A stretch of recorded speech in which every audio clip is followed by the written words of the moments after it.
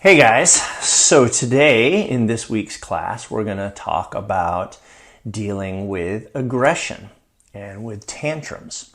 So last week we talked about whining, which is more on the kind of emotionally manipulative side, that's more victim-y and trying to get people to come to their rescue and do what they want out of that kind of approach, which is a tactic that sometimes works in human relationships, so it's part of the human nervous system. But today we're going to talk about when the attempts to affect change come all the way around, bypass adaptation. Remember that process of not getting what we want and sinking into the vulnerable feelings of disappointment and sadness and loss.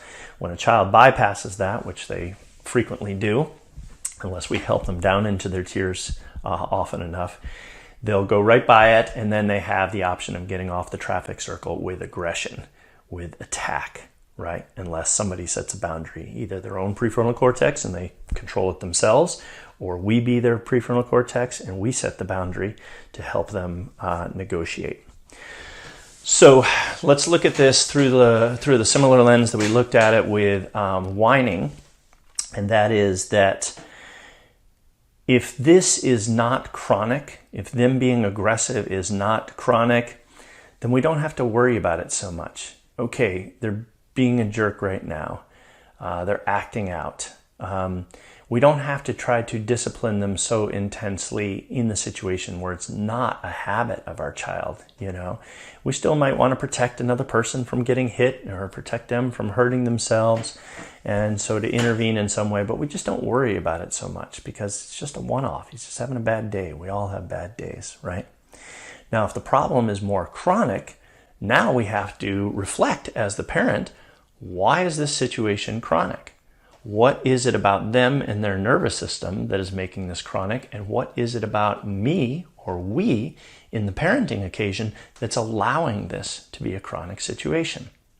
So to go back to our different styles of parenting 1.0, one of the reasons that children may be chronically aggressive in your circumstance is they might not be filled up with enough relational nourishment. There might not be enough connection going on.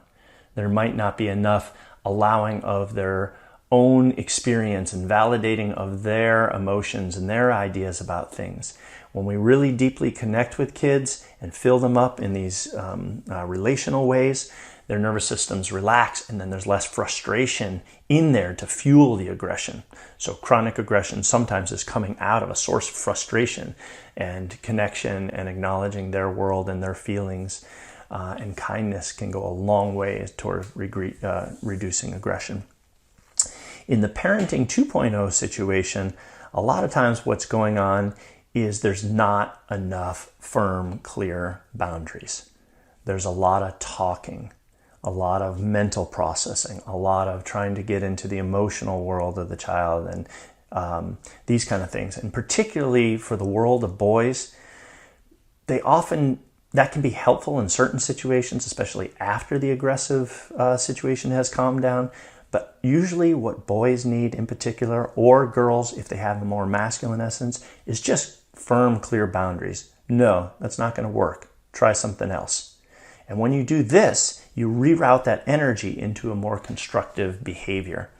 If you sit and you try to talk with them about feelings and empathy and how's it feel to that person, sometimes that'll work, but many other times it'll just be frustrating to them and annoying, and they don't want anything to do with it, and they actually hate these conversations, and it makes them even more angry, if you'll notice. So that's one of the problems. So the fiercely loving father's approach is to really dance with what is needed. Sometimes more yin elements are needed, sometimes more yang elements are needed. Always look behind the behavior to the underlying need, but you don't want to be afraid to be nice and firm where that is necessary, especially when it comes to aggression. A firm, fierce boundary on aggression is a very good approach. It's a loving approach. Not only is it loving to the victim who would otherwise be aggressed upon, it is loving to the child that you're saving from a lifetime of acting out in aggressive ways in the world. That's not good for them. That's not good for the world. Okay? So here are a few approaches. Let's set up the scenario where a little boy wants the truck that his brother has, right? Okay. And he's like, he reaches over and just tries to grab the truck. So the energy of desire comes in at the top of the circle. He tries to affect change, right? Get off of the circle just by grabbing the truck, right? The older brother pulls it away and says, don't do that, get away from me, or whatever it is. And the child decides not to sink into disappointment and sadness about not getting the truck, bypasses the adaptive process, comes right over to being aggressive and wants to start hitting his brother in order to grab the truck, right? Okay, so this is the scenario. The first thing we might do is grab that little hand and stop them from hitting, because we should make it very clear in our households, aggression and hitting do not work. They're not the way we do things around here. And so that's a good first step no matter what. But then we might want to look, what is the underlying need here? Is it really all about the truck? Or again, is his blood sugar getting low? It's late in the morning. He hasn't had lunch yet. We need to kind of get him a snack. He's kind of losing it a little bit. He's been a little wild over the last, 15, 20 minutes. What is the underlying need here that I can meet and bring the nervous system to rest? Maybe he's lacking in connection. He's feeling you very distracted on the phone and, just not really present with him. And he's frustrated and he's acting it out in this form about the truck. Okay. Identify the underlying need and meet it to bring the nervous system to rest. Point number one. The second way to handle these situations as well is by setting a clear boundary and asking them to upshift in terms of the kind of resilience they need to bring to the situation. So, no, we don't hit. We grab the little hand. No, try something else. And that forces the child to creatively come up with another way to get his needs met without violating the boundaries of another person, right? He can creatively problem solve. He can use his words. And sometimes with younger kids, that's what we do. We scaffold, the behaviors for them and go, not that way. Use your words, right? That's a common phrase. And then, could I play with that truck after you're done? And the older brother's like, okay, after I'm done. Problem solved, right? You prevented an act of violence. You prevented a pathway in this child of using aggression to get their needs met. You had them upshift to a higher level of order in their prefrontal cortex, verbalize their desires, create a win-win with their brother. It's amazing what boundaries can do, So that's a little upshift form of resilience. In any of these situations, when you put up a boundary, oftentimes it's good to acknowledge the feelings. Let's say you put a boundary and say, not like that. We don't hit. Try something else. And then they ask their brother, can I use that after you're done? And your brother's like, well, I'm still playing with it. I don't know. And he's starting to get frustrated again. It's like, you say to him, you acknowledge his feelings. I get it. It's hard. I know it's really frustrating. I know you want that truck, and I hope your brother really does let you play with it soon. And I bet he will, But you acknowledge their feelings and acknowledge where they're at. A lot of times that's enough to lessen the frustration, at least out of the aggressive act, and give them a little, opportunity to pull themselves together. Connection and acknowledging feelings are really helpful around that. Another way is to set the firm boundary and say, no, it's not happening. Your brother said no. He's playing with the truck. It's over. Leave him alone, And the kid, is really upset, looks like he's going to be aggressive. You put yourself between them. You say, nope, not hitting. We don't hit here. Firm wall of futility. It is not happening. This is, again, the work of Gordon Neufeld. And when that's very clear, then what you want to do is try to precipitate the sadness. Try to move the energy from mad into sad. Bring them into vulnerable territory. I know, I'm sorry, sweetheart. I know you really wanted the truck. So you're a firm wall of futility here. Now you're eliciting the sadness. I know, buddy. I know it's hard. And you might scoop them up on your lap if they're a younger child. If they're older, you might just be there present with them while they sink into their vulnerable feelings. This is an incredibly powerful process. Up-and-coming videos will explain it in more detail.